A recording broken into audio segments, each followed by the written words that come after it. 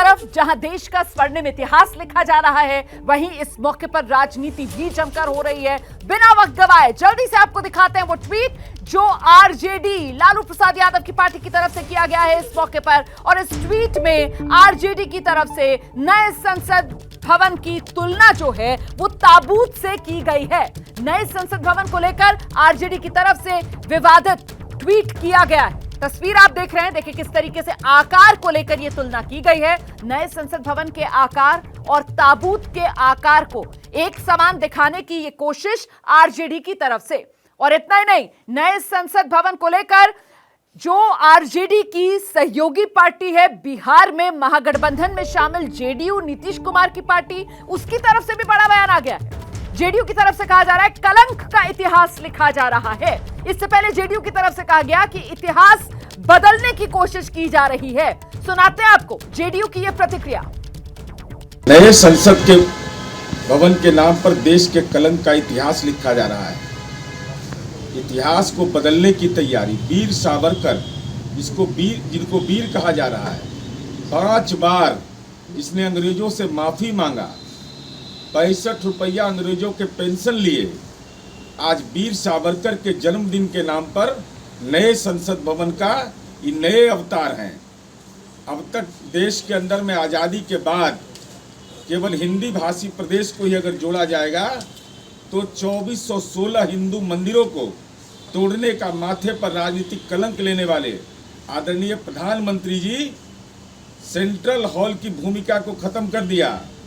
Central hall parliament के अंदर नहीं रहेगा, इसलिए कि पंडित नेहरू को उसमें याद किया जाता, भीमराव अंबेडकर को याद किया जाता, जवाहरलाल नेहरू को, सरदार वल्लभ भाई पटेल को, तो केवल मोदी का इतिहास रहे, इसलिए नए पार्लियामेंट में सेंट्रल हॉल की भूमिका को ही नकार दिया गया।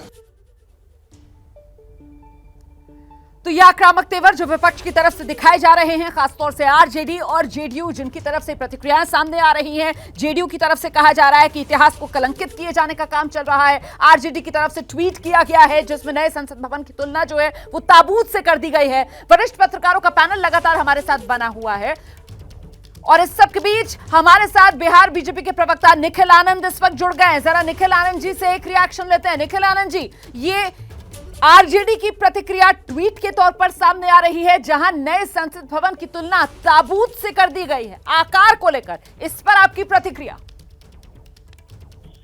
राजनीति में इस तरह का बयान और ट्वीट घोर आश्चर्यजनक है।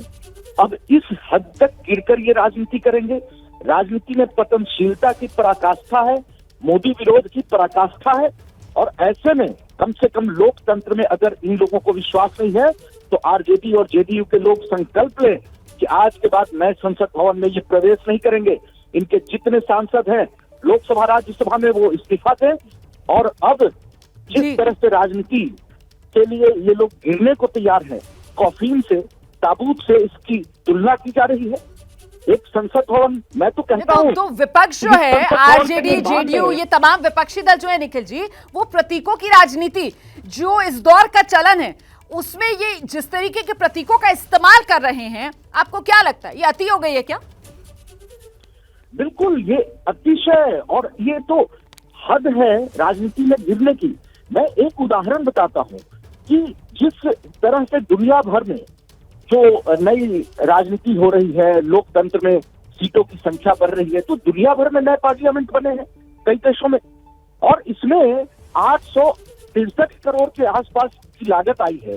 बिहार में एक म्यूजियम बना, अंतर्राष्ट्रीय म्यूजियम, जिसमें 850 करोड़ की लागत आई है, जो 17 में बन के खड़ा हुआ।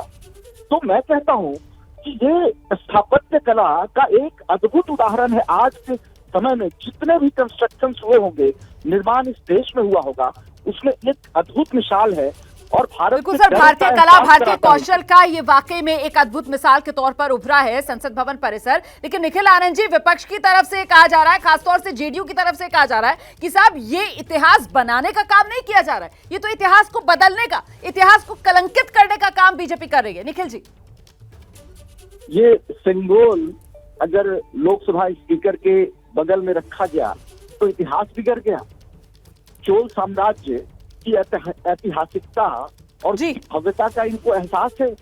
उस समय जो राजशाही के दौर में जो लोकतंत्र और उसकी मर्यादा का जिस तरीके से पालन किया गया, भारत की सभ्यता, संस्कृति, इतिहास को ये जानना नहीं चाहते हैं।